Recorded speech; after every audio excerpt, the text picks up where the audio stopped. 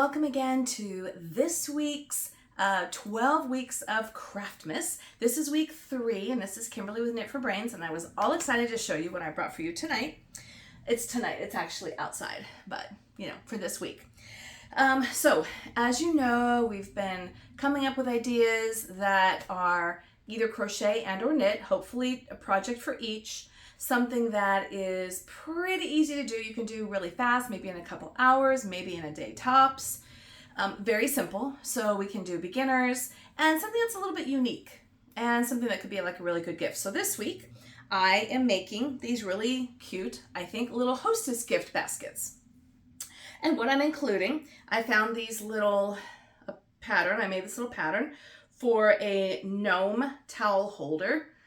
Right? How cute is this? You can do this hat in any color. I went ahead and did it in a pumpkin, figuring you could give it as a Thanksgiving gift if you're going to someone's house. This took me all of an hour and a half, 2 hours to do the whole thing. And then what's really cool is you attach this little ring. I had some wooden rings laying around, so I used those. You could use a plastic ring, Michael's, Amazon, whatever, and you attach it. And so you can just take the towel out and wash it. And then here you just attach, you do this little loop up here, and you would throw this over like the refrigerator handle or the stove handle. So this is my Gnome Towel Holder. So simple. Just a series of single crochets that you start at the top and then you just expand all the way down. And then this is a really cute, just a little bobble stitch down here. And then just a crochet in the round to do the nose, and then you just sew a little button on here. The whole thing took about an hour, let's say 2 hours tops. But I loved this idea. You go into someone's house, you want to bring a little Hostess gift. I actually bought these towels last Christmas, after Christmas, so I got them. I think they were like $10 a piece. And I ended up getting them for like $1 a piece. So I bought everything they had. So I thought, what a great little Hostess gift. Now I'm going to be attaching, so I'm going to be making more of these. And I'm going to do them in, reds and greens. You could do it silver. I've even seen some where you can do these for summer. There's one little girl with little braids that come down. So you can just make these for any time of year. Just very simple and fun and not too cutesy. And what is up with gnomes anyways? Like, these gnomes are all over the place. I've even got some little gnome stuffed patterns that I might toss in here and there, but gnomes are the thing right now. And I just thought this was a little bit different, not your typical towel holder crochet thing. I thought it had a little bit more pizzazz to it. And then my towel here says it's beginning to look a lot like cocktails. So this was my first thing. Really excited about this one. And then I just did some washcloths. But what was unique, these are great for kitchen, right? And you can make up a few of these and, tie them with like a little piece of raffia or bow, or put a little piece of paper around it. Maybe do 3, maybe do a kitchen towel. Very easy. This one I did in a waffle stitch. So I wanted to show you some of these new, if you haven't tried the waffle stitch, and then this one is in the seed stitch, or they call it the linen stitch. There's a lot of different names for it. I'm going to do a little tutorial on each one of these, just so if you haven't seen them, you can kind of see how it works. This is called the waffle stitch. Now again, because this is going to be a washcloth, I made it in 100% cotton. I would not recommend using an acrylic for this sort of a thing. It's just not going to be very absorbent. Acrylic is not absorbent. Sometimes it's almost water resistant. So this is 100% cotton. I used the Hobby 100% cotton, but there's all kinds. You can do sugar and cream. Hobby Lobby has got one called I Love This Cotton. Very easy to find, but you want to make sure it's 100% cotton. You can get it at any one of your craft stores around town. And then this is the waffle stitch. And what's nice about it is it gives a little bit of a style. Plus it's going to be more absorbent, and because of the texture, it's almost a little bit of a scrubby. So this is the waffle stitch. Loved this stitch. So I'm going to do the tutorial on how to do this stitch right here. So again, gauge isn't going to be really important, but basically what you want to do is you want to start a chain that's a multiple of 3 plus 2. So basically like a 5, right? So we can start with a 10 or a 15. Let's see, there's 1, 2, 3, 4, 5, 6, 7. Let's do 15. 8, 9,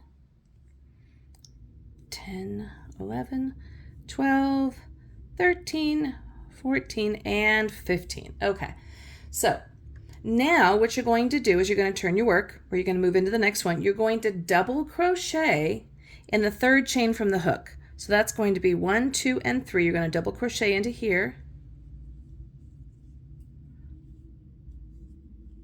so that you're leaving this little hole in here, and you're going to double crochet in each chain, oops, all the way to the end, and that's kind of how you're setting up your foundation. Okay.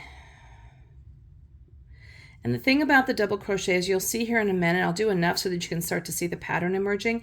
You just want to make sure that we're going to be doing a front post double crochet, and you want to make sure that they line up with each other so you get this really nice even square pattern like this. Okay, so we're just going to go across.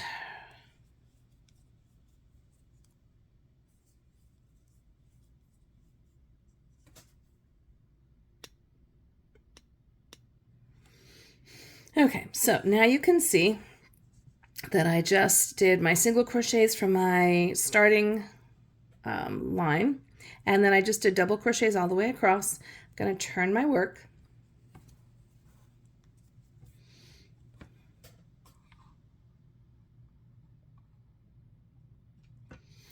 But you want to chain 2, and that's going to give you that where you're starting off with your square. So I'm chaining. We're going to double crochet into the very first stitch. So that's going to be this stitch right here.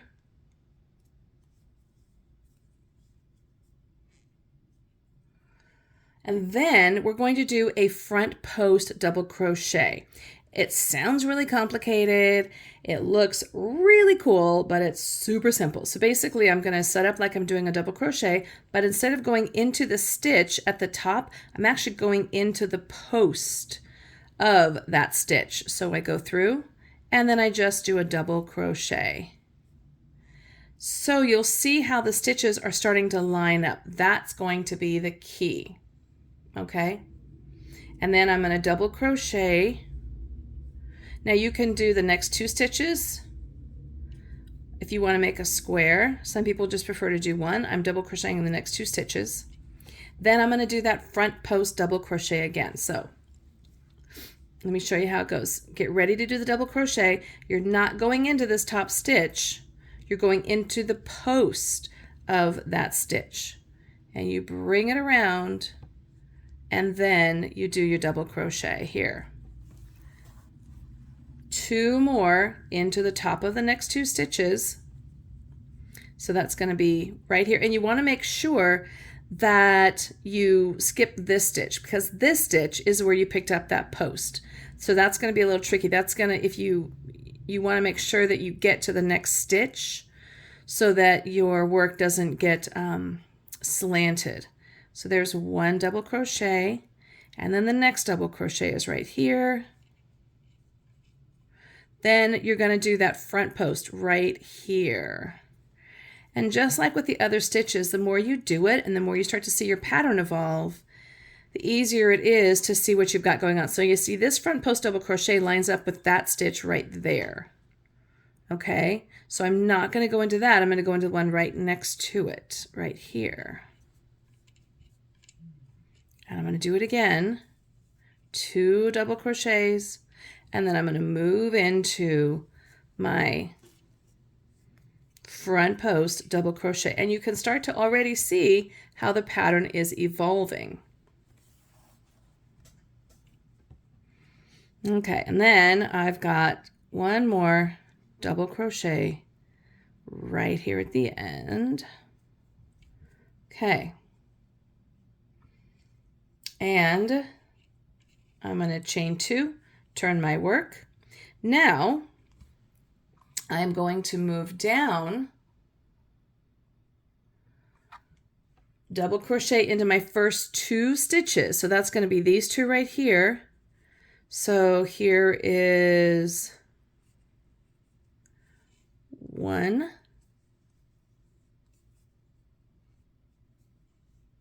Here's my second one. And I'm going to do the front post into this guy. So what you'll find is that when you're doing that double crochet, you're actually building on the opposite side as well. Then I'm going to do the 2 double crochets here. 1 and 2. And then I'm going to go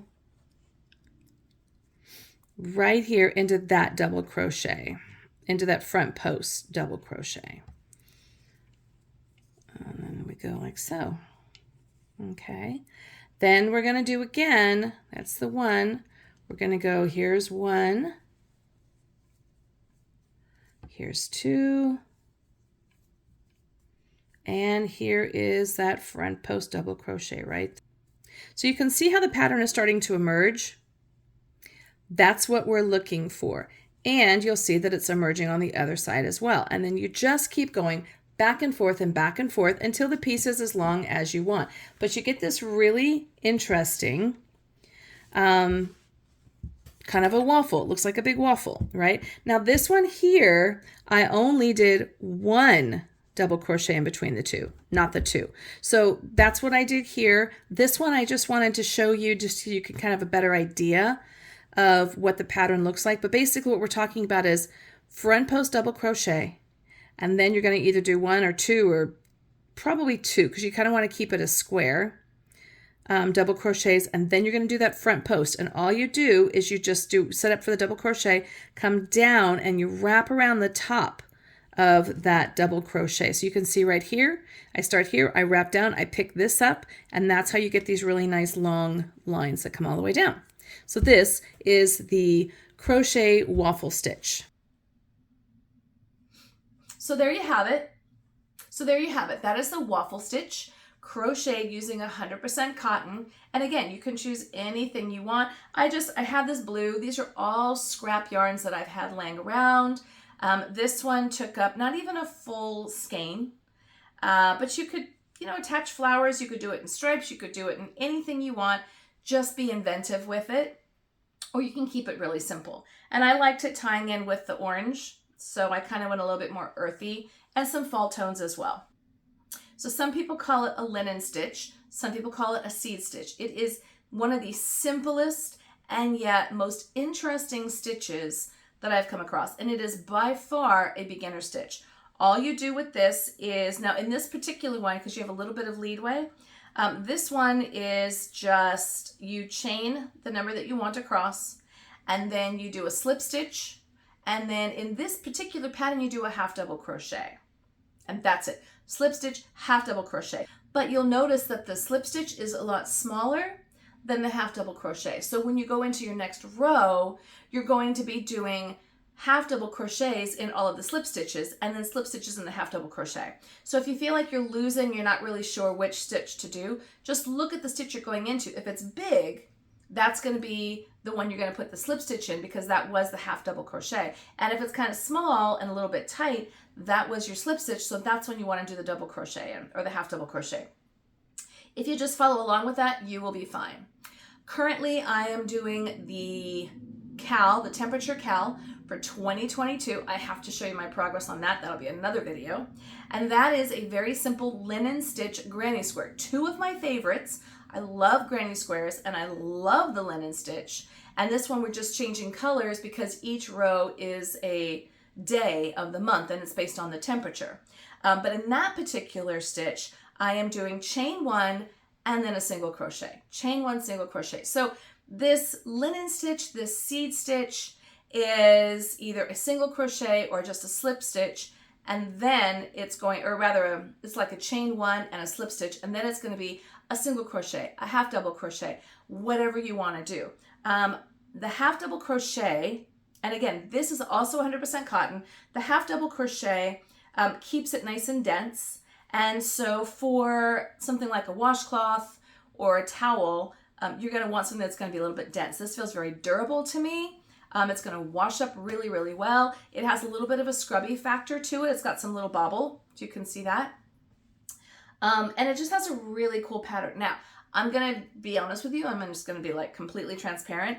I used up a skein, and it's not a full size. So I just wanted to show you that this is the stitch. I'm going to do a tutorial on that one here in just a second. This is what the stitch looks like, but you could turn this into a washcloth if you wanted to. I was going to make it into a dish towel. I think just for the sense of, and just because it's for me, I'm actually not going to give this to anybody. I'm probably not going to do anything more to it, but I'm going to keep it as a washcloth. I actually am excited to use these for the bar and outdoor barbecue and things. It's going to be super, super hardy, right? It's a good, again, 100% cotton, but it's got some little nubs on it. So here is the tutorial for your linen stitch or your seed stitch. Okay, so this next stitch I'm going to show you is a stitch that has an identity crisis, we'll say. It's called the linen stitch. I've also heard it called the moss stitch. I've heard it called the granite stitch, the linen stitch, the seed stitch, all different kinds of names. So call it whatever you want. I call it one of the coolest stitches I've ever learned.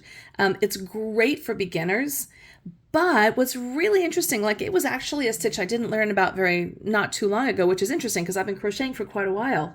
So to actually look at it, it's awesome in scarves or blankets, especially if you're using like two different colors, because one color dips down into the next and you can really start to see the differentiation. So all we do is we start to chain, and it's just alternating the stitches. So I'm going to go ahead and do my 15. 1, 2, 3, 4, 5, 6, 7, 8, 9, 10, 11, 12, 13, 14, and 15. So here's my 15, just to give you an idea. Okay. And so what you're going to do is you're going to chain 1 to turn your work around. Now, as I said, a linen stitch, a moss stitch, a granite stitch, or whatever you want to call it stitch, can be really any number of things. It's the alternating of the pattern of the two stitches that really makes it what it is. So in this particular case, I used a half double crochet and a slip stitch. In the blanket that I am doing my temperature cal, I am using chain 1 single crochet. So it's really just kind of giving it that differentiation. So here, what I'm going to do is I'm going to show you what I did here. So I go into the first stitch from the hook, and I'm going to do just a plain old slip stitch. So I yarn over, bring the yarn through, and then I bring it through. Okay, the next stitch, I'm going to do a half double crochet. So I go into the stitch, I yarn over, come into the stitch, take that loop and bring it through that first stitch. So I have 2 remaining, then I yarn over and bring it through. So that's my half double crochet. Next stitch I go into, I'm going to do a slip stitch. And then the next stitch, I'm going to do a half double crochet, yarn over, into the stitch, yarn over, pull it through the first stitch, so there's 2 remaining, and then I yarn over again. Next stitch, it's just that simple. You're going to do a slip stitch, then we're going to do a half double crochet, bringing it through, yarn over, and then bringing it through the last 2.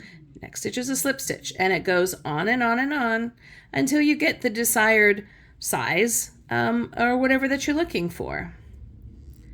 And yarn over. Okay, slip stitch, we'll go through it a couple more times here. Slip stitch, yarn over, half double crochet, goes into the stitch, yarn over, brings that yarn through, so we've got 3. Bring it over without yarning over, that's the key. You have 2 left, and done.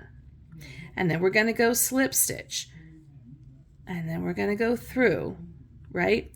Yarn over, into the stitch, yarn over, bring that through, so there's 2 stitches remaining, yarn over and pull through, half double crochet. Oops, I'm not going to do that. Slip stitch, you basically just go in, pull the yarn through, and finish the yarn there. Half double crochet in this stitch, which is going to be right here. I almost lost my mark there for a second. And through, and then a slip stitch here, and then a half double crochet to finish it out. And this is your linen moss woven granite stitch. So again, this is week 3 for Kimberly and Knit for Brains, and this is week 3 of our 12 weeks of Craftmas. So this week we're talking all about gnomes and kitchen goodies. Thanks so much for watching. Like and subscribe. Let me know what you're thinking about these videos. We've done the spa basket. Last week we did some pumpkins, and I'll show you that video here. You can go back and check that out. Next week, I think we're going to be doing some more coasters, maybe some kitchen bar things, and then we're going to start getting into some holiday things, some gift bags, and so forth. All right, thanks so much for watching. I'll see you next week.